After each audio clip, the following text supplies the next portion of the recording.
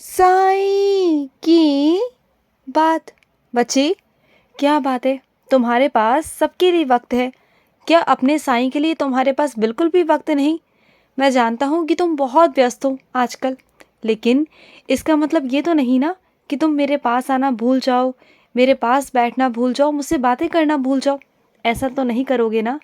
ऐसा मत किया करो, मेरे पास आया करो। देखो, अगर तुम ज़्यादा व्यस्त रहते हो ना, तो चाहे 5 मिनट के लिए ही सही, 1 सेकंड के लिए सही, मेरे पास बस आ कर ना नमस्कार कर कर चले जाया करो। क्योंकि जब तुम नहीं आते हो ना, तो मुझे बहुत अजीब सा लगता है, बहुत अलग सा लगता है कि क्या आज मेरे बच्चे को मेरी याद नहीं आई। मैं जानता हूँ कहीं ना कहीं मन में तो मुझे याद करते रहते हो, लेकिन जब तुम सामने आते हो ना, तो बस थोड़ा सा सुकून मिलता है। बस मेरे पास आ जाया करो, अपने साईं के पास आया करो। मेरा बहुत दिल उदास हो जाता है तुम्हारे बिना, तुम्हें देखे बिना। बस तुम मेरे पास आ जाया करो, मुझे तुम्हारी बहुत याद आती है। और सुनो, आजकल तुम तुलसी माता की बहुत सेवा कर रहे हो, है ना? तुलसी महारानी की सेवा करो, तुम्हें बहुत कृपा प्राप्त होगी, बहुत कृपा। और साथ साथ मेरी भी कृपा प्राप्त होगी तुम्हें, बहुत सारी कृपा। और सुनो, तुम अपनी तुलना उन लोगों से क्यों करते हो? मत करो। पता है क्यों? क्योंकि तुम अतुलनीय हो। और जो अतुलनीय वस्तु होती हैं या अतुलनीय चीज़ें होती हैं या इंसान होता है ना, वो कभी भी किसी से अपनी तुलना नहीं करता। क्या आसमान कभी अपनी तुलना किसी से करता है? नहीं ना। क्या प्रकृति अपनी तुलना किसी से करती है? नहीं, क्योंकि वो अलग है, क्योंकि उसे मैंने बनाया है। और तुम्हें भी तो मैंने ही बनाया है ना, तो कुछ सोच समझ कर बनाया है ना। तो फिर तुम अतुलनीय हो मेरे बच्चे।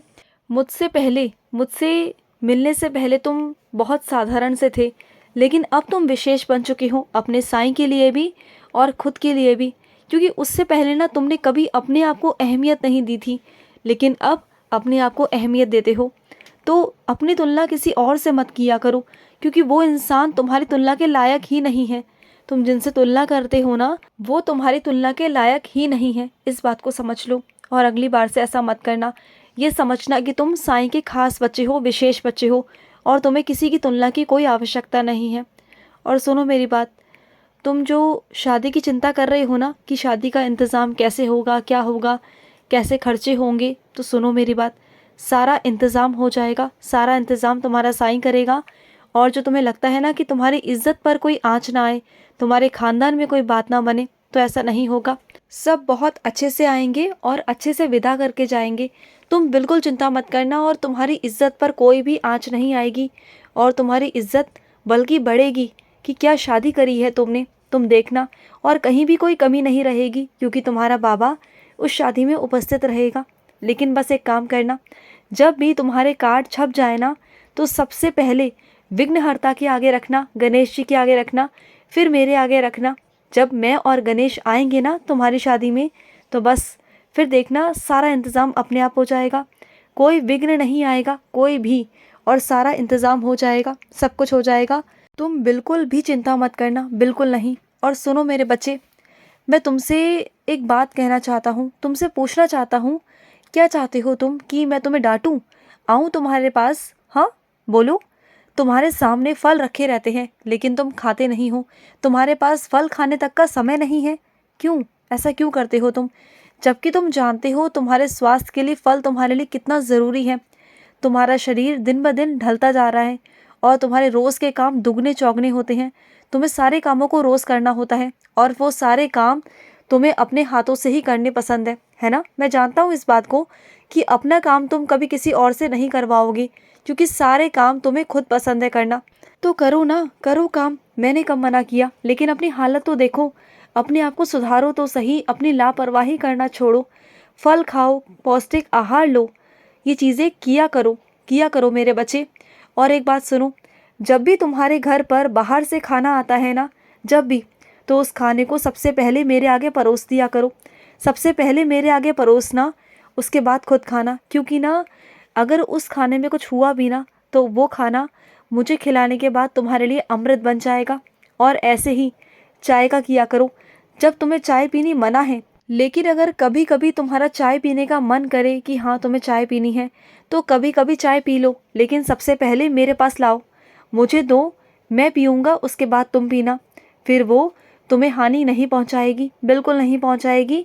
मेरा आशीर्वाद आ जाएगा उसमें। समझ गए ना मेरी बात को? ऐसा ही करना आगे से। और वैसे तुम्हें मीठे का परहेज है तो मीठे का परहेज ही करो। समझ गए ना? और कुछ मेरे बच्चों के पास में उदी पहुंच गई है ना? उदी पहुंच गई है तो उदी का सेवन करना शुरू करो। पहले इंतज़ार करते थे कि बाबा उदी नहीं है, उदी आप कब भेजोगे? अब जब भेज दी है तो ले भी नहीं रहे, उदी लेना शुरू करो। देखो, उदी सजाने के लिए नहीं रखी हुई है मंदिर में, उदी को लेना है। तुमने रोज़ उदी लेनी है और विश्वास से लेनी है। अगर विश्वास से नहीं लोगे ना तो वो काम नहीं करेगी। विश्वास से लो। विश्वास से अगर उदी लोगे ना तो जिस चीज़ के लिए भी तुम उदी लोगे ना तो वो उदी तुम्हें कारागार होगी। साक्षात मेरा ही रूप है उदी, इस बात को समझ लेना।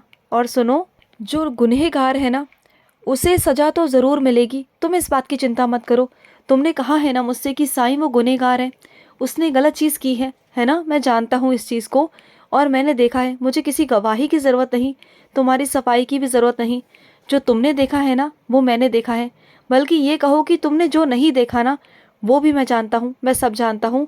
और उसे उसके गुनाहों की सज़ा ज़रूर मिलेगी और मेरे अदालत में ना हमेशा न्याय हुआ है और होगा। तुम बिल्कुल चिंता मत करो। चाहे तुम्हारे कानों तक वो बात पहुँचे ना पहुँचे, तुम्हें पता चले ना चले, लेकिन उसे सज़ा ज़रूर मिलेगी, ज़रूर। मैं तो दंड दूंगा क्योंकि मैं ना गलत चीज़ों को बर्दाश्त नहीं कर सकता, बिल्कुल भी नहीं कर सकता। तो बस तुम निश्चिंत हो जाओ। बस तुम अपनी आगे की ज़िंदगी की तरफ देखो। तुम भूल जाओ, सब भूल जाओ, वो जो उसने किया सब भूल जाओ। वैसे कहते हैं ताली एक हाथ से नहीं बजती, दोनों हाथ से बजती है और रिश्ते भी दोनों तरफा ही निभाए जाते हैं।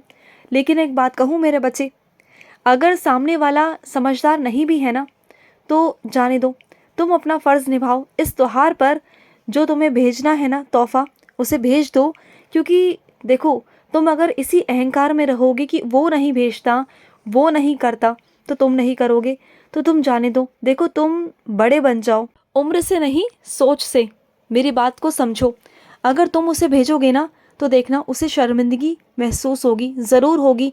चाहे वो तुमसे कहे ना कहे, लेकिन उसे शर्मिंदगी ज़रूर महसूस होगी, ज़रूर। और अगली बार से देखना वो तुम्हारे साथ करेगा, ज़रूर करेगा। पर तुम अगर पहल कर लोगे ना तो इसमें तुम छोटे नहीं हो जाओगे, बल्कि जो आगे पहल करता है ना वो छोटा नहीं होता, उसका दिल बहुत बड़ा होता है, बहुत बड़ा। और वो साईं के ही बच्चे होते हैं। जो साईं चाहता है ना बस मेरे बच्चे वही करते हैं। और मुझे तभी तो मेरे बच्चे बहुत प्रिय हैं। करोगे ना ऐसा? मेरे कहने पर चलोगे ना?